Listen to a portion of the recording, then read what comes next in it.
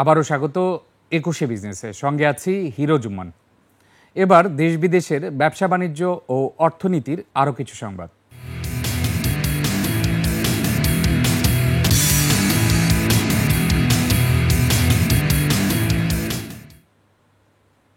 বিনিয়োগ পরিস্থিতি উদ্বেগজনক পর্যায়ে।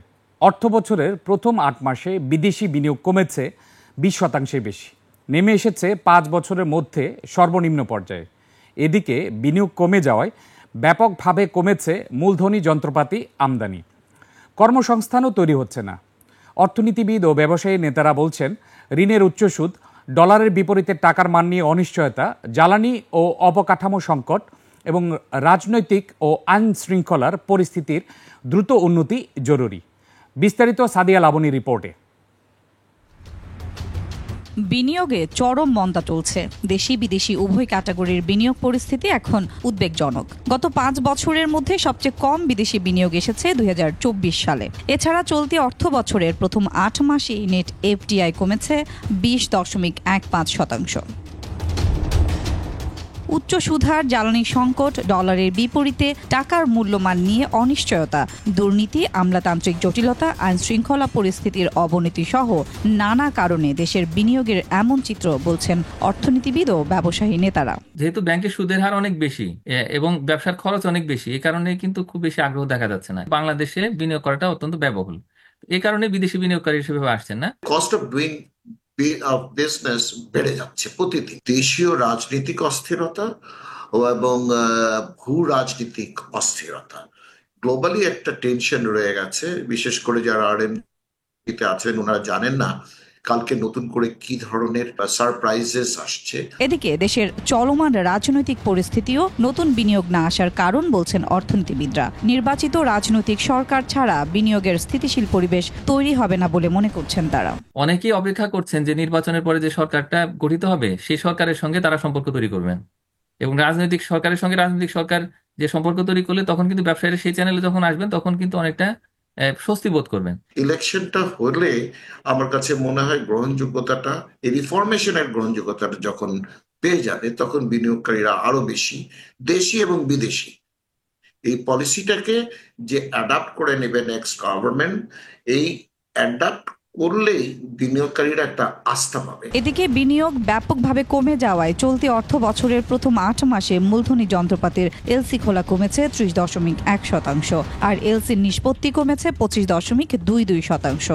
এ সময় মূলধনী যন্ত্রপাতি আমদানি হয়েছে $১.১৫ বিলিয়ন। নতুন শিল্প স্থাপন বা বিনিয়োগ না হওয়ায় বাধাগ্রস্ত হচ্ছে কর্মসংস্থান সৃষ্টি। তাই বিনিয়োগ পরিস্থিতির দ্রুত উন্নতির পরামর্শ দিচ্ছেন বিশেষজ্ঞরা।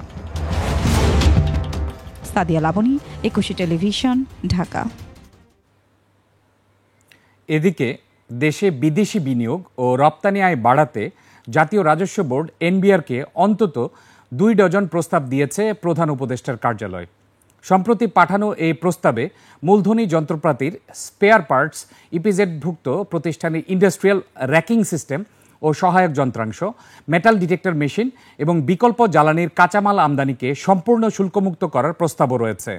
প্রস্তাবগুলো বাস্তবায়ন হলে বড় ধরনের সুবিধা পাবে বাংলাদেশ বিনিয়োগ উন্নয়ন কর্তৃপক্ষ বিডা, বাংলাদেশ অর্থনৈতিক অঞ্চল কর্তৃপক্ষ বেজা এবং রপ্তানি প্রক্রিয়াকরণ এলাকা কর্তৃপক্ষ।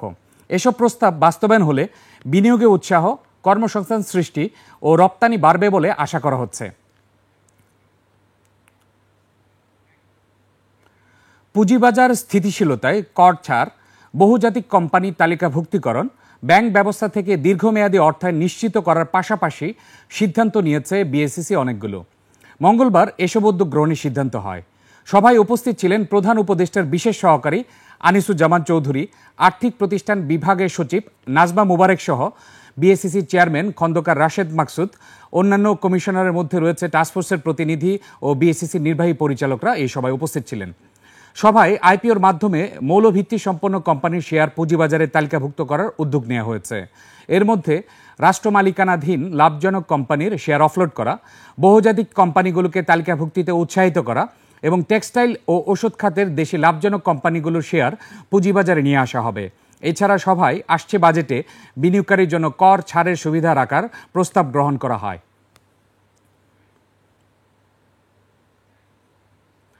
22 জন কর্মকর্তাকে বরখাস্তের সিদ্ধান্ত নিয়েছে Bangladesh securities and exchange commission BSEC.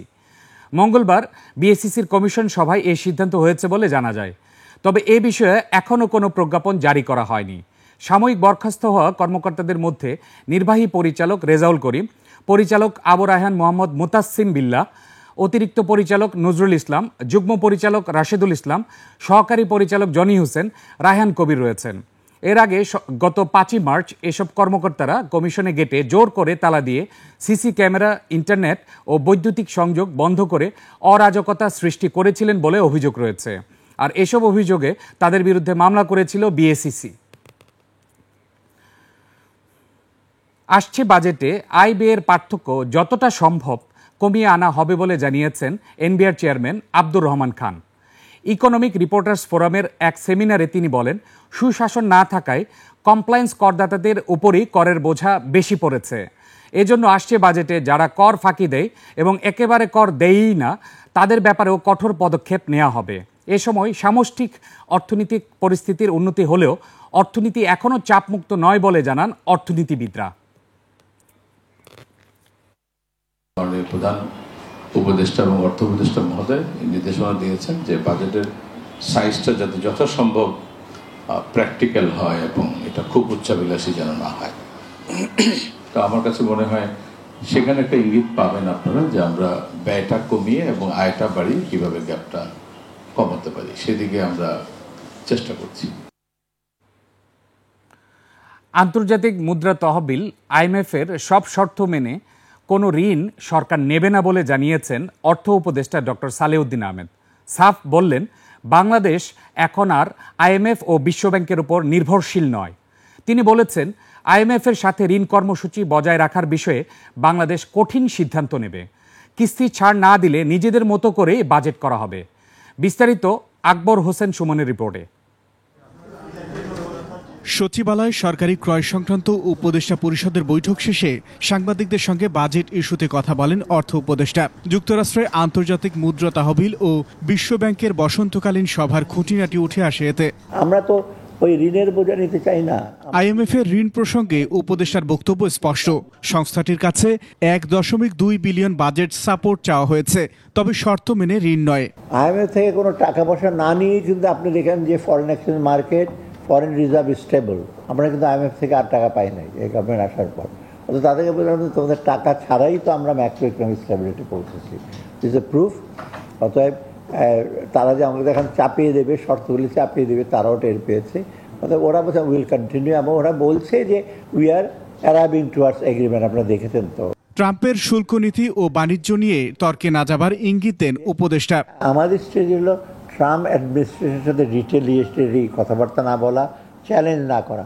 কারণ আফটার ইউএস গভর্নমেন্ট সে যাই করবে, আমরা বলি না খারাপ করে। এটা দেখেন চায়না অ্যাফোর্ড করতে পারে, যে চায়নাতে এক কথা বলে দিচ্ছে এই আমাদের। এখন ওরা বলছে যে এখন চায়নার সাথে নেগোশিয়েট করতে। বাংলাদেশের আমাদের ইস্যু হলো এঙ্গেজমেন্ট। 3 মাস পর শুল্ক আরোপের নতুন সিদ্ধান্ত সামনে রেখে সরকার প্রস্তুতি নিচ্ছে বলে জানান তিনি। আমরা তো অলরেডি প্রিপারেশন নিয়েছি। আকবর হোসেন সুমন, 21 টেলিভিশন, ঢাকা। এবার এশিয়ার প্রধান শেয়ার বাজারের খবর। সূচকের মিশ্র প্রবণতা দেখা যাচ্ছে এশিয়ার বেশিরভাগ পুঁজিবাজারে। জাপানের শেয়ার বাজার নিকি সূচক 117 পয়েন্ট বেড়ে দাঁড়িয়েছে 35,956 পয়েন্টে। বেড়েছে হংকংয়ের শেয়ার বাজার হ্যাংসেংয়ের সূচক 28 পয়েন্ট বেড়ে অবস্থান করছে 22,036 পয়েন্টে।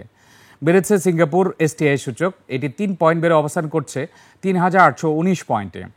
চীনের শেয়ার বাজার সাংহাই কম্পোজিট ইন্ডেক্স অবস্থান করছে 3,282 পয়েন্টে, যা আগের দিনের চেয়ে 4 পয়েন্ট কম। বোম্বে সেন্সেক্স 30 ইন্ডেক্সকে দেখা যাচ্ছে নিম্নমুখী প্রবণতায়। সেন্সেক্সের সূচক 20 পয়েন্ট কমে অবস্থান করছে 80,267 পয়েন্টে। বেড়েছে থাইল্যান্ডের থাই স্টক এক্সচেঞ্জের সূচক, এটি 10 পয়েন্ট কমে অবস্থান করছে 1,181 পয়েন্টে। দর্শক, নিচ্ছে একটা ছোট্ট বিরতি। বিরতির পর ব্যবসা বাণিজ্য পরিস্থিতি নিয়ে আমরা কথা বলবো মাইক্রো ফাইবার গ্রুপের পরিচালক ডক্টর মোহাম্মদ কামরুজ্জামান কায়সারের সঙ্গে। ততক্ষণ আমাদের সঙ্গেই থাকুন।